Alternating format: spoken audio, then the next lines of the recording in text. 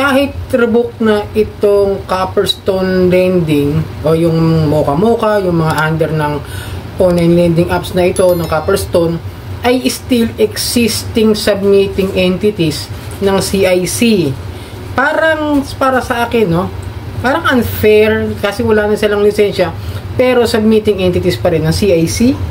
Alright, magandang gabi mga kadyani. Ito po ang inyong lingkod at maglalambing lang po ako sa inyo. Paki-follow po ang aking mga social media accounts, ang Facebook, TikTok at itong aking YouTube channel. Paki-like na rin po, share nyo na yung video at hit nyo na yung notification bell para updated po kayo sa mga videos na ginagawa natin dito about sa usapang online lending apps. So yun, meron kasi ako nakita sa comment section, no? Kagaya ng sinabi ko sa kanya, medyo related yung pag-uusapan natin dito about doon sa Copperstone lending. Ang sabi niya sa comment section ay, kahit po ba na-revoke na ang isang loan app, like Mocha submitting entity pa rin sila sa CIC o Credit Information Corporation. Okay. Well, tindignan ko yung CIC nitong umaga lang, itong umaga, as in, nag-search ulit ako kung may update na ba, kung updated na ba yung website ng CIC, kung okay na ba, kung wala na ba yung mga abusadong OLA, yung mga malagdalas na reklamo, di ba? Yung mga, like ito, best example, itong Copperstone. Sinilip ko siya ulit. As of December 17, 2024, ito lang, di ba? Ano ba ngayon? 18? Medyo nawala. Sinilip ko, ayan, December 17, ayan, sa website ng CIC, okay? Yan na, updated po yan, updated. Bagong update as of December 17. Lahat ng sasabihin, lahat na nandyan ngayon, kung titignan nyo at sisilipin nyo sa website ng CIC, lahat yan nandyan pa rin. At may mga bago pa nga akong nakita mga OLA na kakasampa pa lang bilang isang submitting entities. Pero saka natin pag-uusapan yan. Ito pa rin muna pag-usapan natin si Copperstone. So yun nga mga kadyani, nakakalungkot lang isipin, hindi ko alam kung bakit hanggang ngayon still submitting entities si Copperstone, si Mocha, si Quickla, si Peso Cash, si Blue Peso, si Peso Forest, si ang pangalan nito, si Peso Pay at si Load Cash. Basta kung sino yung mga kapatid nitong Copperstone lending na OLA, kung ano man yung mga kapatid niyan, still existing. Kaya kung may mga utang kayo, like sa Quickla, kung nakakautang pa rin kayo dyan, kung nakakapag-loan kayo, example, the best example nga si Mocha. Di ba, sa Play Store pa, nag-ooperate sila ng walang lisensya sa SEC dahil nirevoke po sila ng SEC, binawi yung lisensya. Ibig sabihin, bakit binawi yung lisensya? Dahil sa unfair debt collection practices na nilabag ng kumpanyang ito, ng Copperstone, dahil sa reklamo. Siyempre, kumbaga, ang dami ng complaint kumbaga, maraming nilabag doon sa memorandum ng SEC na yan na unfair debt collection practices. But still, si CIC nagtataka lang ako kung bakit hindi pa rin nila inaalis sa CIC.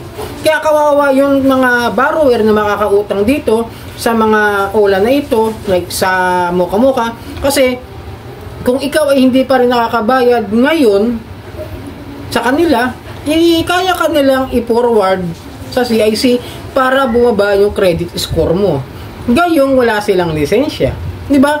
Illegal operation pero legal sa CIC para pagbasihan o para gawing data yung tao na nakahiram sa isang illegal na lending. Ganun ba yun? Napapaisip lang ako, question lang po. Hindi po ako naninira ito on something like na sinisiraan ko yung korporasyon. Kasi sinasabi ko lang po is parang unfair sa mga tao, sa mga borrower, sa mga individual na illegal nga Para siyempre binalik nga kinuha nga yung lisensya. Ibig sabihin, they are illegally operating their company. Okay? Yun po ang gusto ko lang itukoy sa inyo o i-pinpoint do sa CIC na tapos meron pa mga reklamo dyan sa mga loan sharks. Pero still, submitting entities at accessing entities din. Medyo para sa akin, Hindi ko sure kung ano ba yung basihan nila para para maging isang submitting entities o accessing entities ang isang lending company. Paano nga kung katulad ng mga ibang na-raid, di ba? Andito rin yun yung mga na-raid, yung mga flash cash, di ba? Yung ano ba yun? Flash cash 101, yung Zip Peso, o kung maalala ko parang Zip Peso ngayon, di ba? Na-raid last year.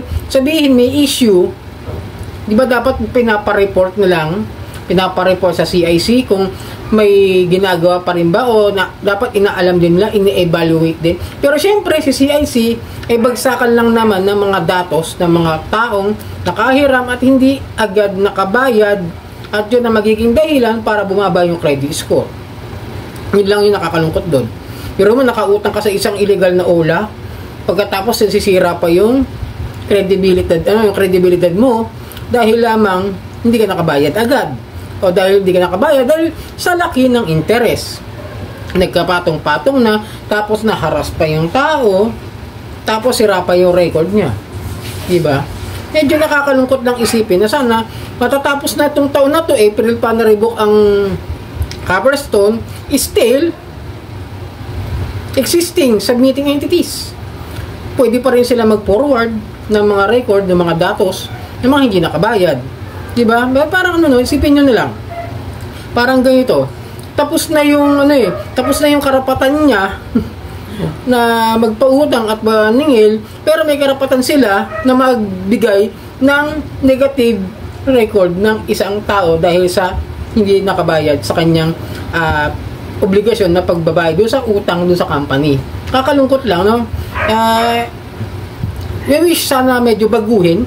Siguro, kasi siyempre matatalino naman yung mga alam natin may mga posisyon yung mga nag-aral yan, hindi yan basta-basta, pero sana pag-aralan din ulit, baguhin yung sistema na ginagawa ng CIC. Para sa akin lang po ito ay point of view ko lang. Siguro dapat once na nagkaroon ng issue like that, walang lisensya, pag-update, tanggalin.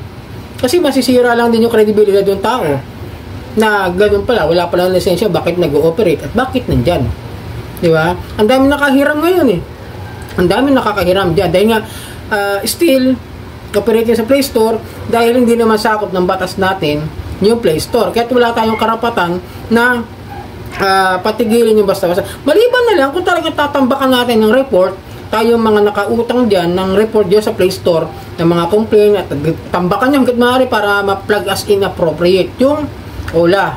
Okay, yun lang po pwedeng gawin natin.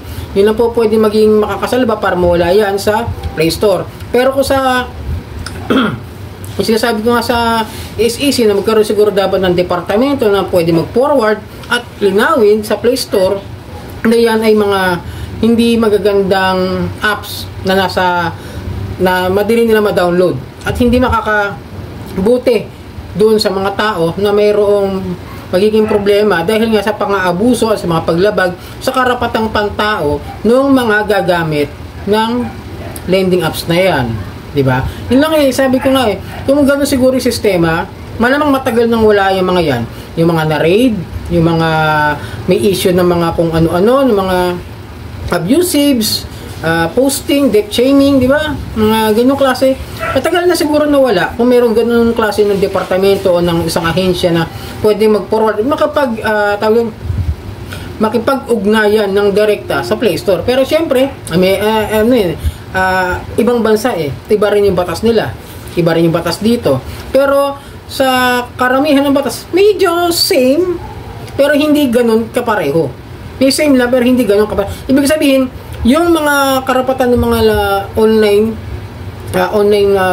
apps na yan, iba kasi. Tapos wala naman tayong ganyang klase ng mga ahensya na pwede mag-forward. Di sana sa SEC na lang o kaya si CIC na mag-report para doon mawala yung mga apps na yan. Kasi hanggat nandiyan yan sa Play Store, madadownload, makakahiram at makakahiram yung mga tao. Kahit nasabihin mo nang hindi alam o alam man nila, napipilit sa mga hiram dahil sa kagipitan nila sa buhay, di ba?